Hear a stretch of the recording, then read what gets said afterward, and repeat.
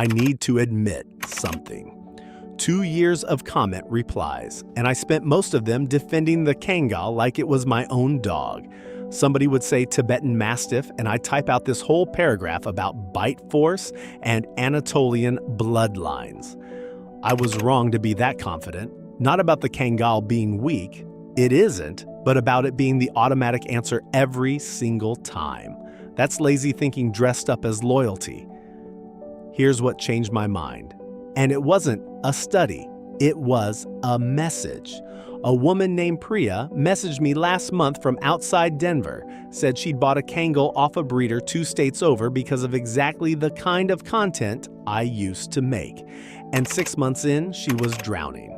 Not because the dog was aggressive, because it needed a job she couldn't give it, acres she didn't have, and a level of independence that read as stubbornness to a first-time owner in a quarter-acre suburban lot. That's the thing about best dog rankings nobody says out loud. Best at what? For who? Doing what job? The Kangal is extraordinary at exactly one thing, and most people watching this video don't have that one thing available to them. So here's the promise of the next 10 minutes. I'm going to walk through the dogs I'd actually put ahead of it. And for every single one, I'll tell you exactly why. Not just vibes, not just it's cuter. Some of these will make guardian breed purists furious. Good. Stay for that part especially. Start with the Great Pyrenees, and I want to get the objection out of the way immediately. No, it doesn't hit as hard. A Kangal will outmuscle a Pyrenees in almost any physical measure you name. But strength was never the only category that matters, and the Pyrenees wins on something the Kangal genuinely struggles with. Trainability inside a family structure that isn't a working farm. Pyrenees still patrol, still bark at 3 a.m. at something only they can sense, still shed enough fur to reupholster a couch every spring. I'm not pretending it's an easy breed, but it reads human intention faster. It negotiates. A Kangal, historically bred to make its own decisions without a shepherd present for days at a time, will look at your no and treat it as a suggestion. That's not a flaw. It's literally what the job required. It just doesn't fit a household that needs a dog to take direction. The Central Asian Shepherd, or Alibi, if you want the name that actually gets used in Turkmenistan and Uzbekistan, where it comes from, is the one I think belongs above the Kangal, and almost nobody in Western content talks about it. Same job, arguably harsher environment, and a temperament that in my read of owner accounts trends slightly more biddable, with a consistent handler. I went down a rabbit hole reading translated forum posts from Central Asian working dog communities, and the recurring theme wasn't strength comparisons.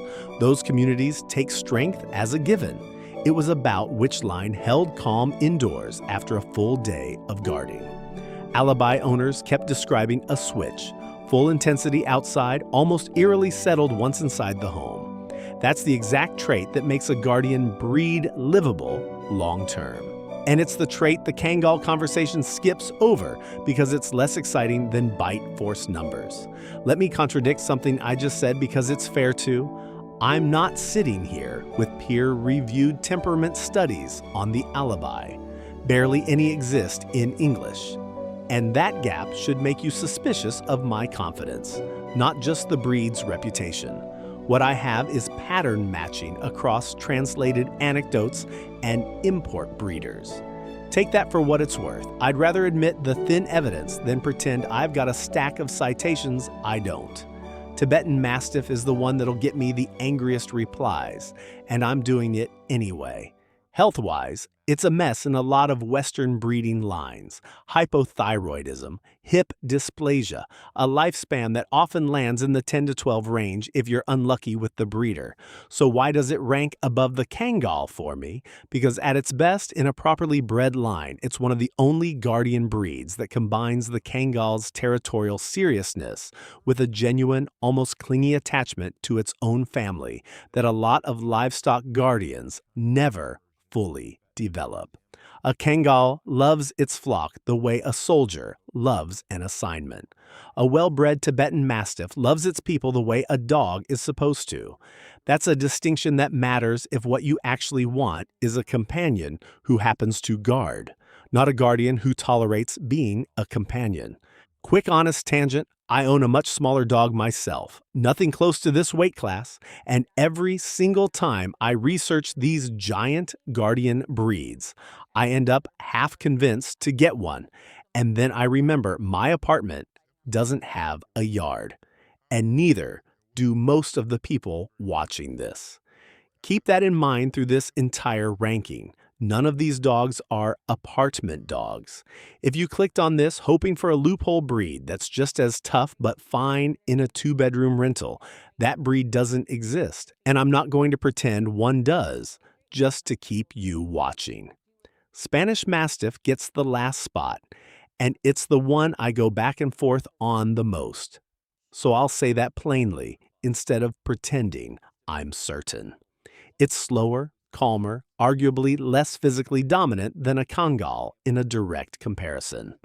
But ask any Spanish livestock owner in the Extremadura region what they actually value, and it's not maximum aggression. It's a dog that can tell the difference between a wolf and a hiker without hesitating, and rarely gets that call wrong. A dog that's powerful but makes bad threat assessment calls isn't better. It's a liability with muscle. That's the quiet argument for the Spanish Mastiff over the Kangal. Judgment over raw force. I think about Priya's message more than I probably should. Not because her Kangal was a bad dog. She rehomed him eventually to a livestock operation 2 hours outside the city, and by every account, he's thriving there, doing exactly the job 3,000 years of breeding built him for. The dog wasn't the mistake. The ranking that told her it was automatically the best without asking what her life actually looked like. That was the mistake, and I was part of the machine that made it. I keep thinking about something else too. All those comment threads I used to win, arguing the Kangal into first place. Nobody in those threads asked me what their yard looked like. Not once. I just assumed everyone typing best guardian breed had 3 acres and a herd waiting on it, because that's the world the content lives in, not the world the viewer lives in. So if you're still here, still deciding, I'm not going to rank these 5 again and pretend that settles it. Rankings are for entertainment. Your fence line, your neighbors, your tolerance for a dog that ignores you on principle, that's the actual decision, and it was never going to fit in a top 5 video, no matter how honestly I tried to write one. Priya's Kangal is happy. That part worked out. Make sure yours does too.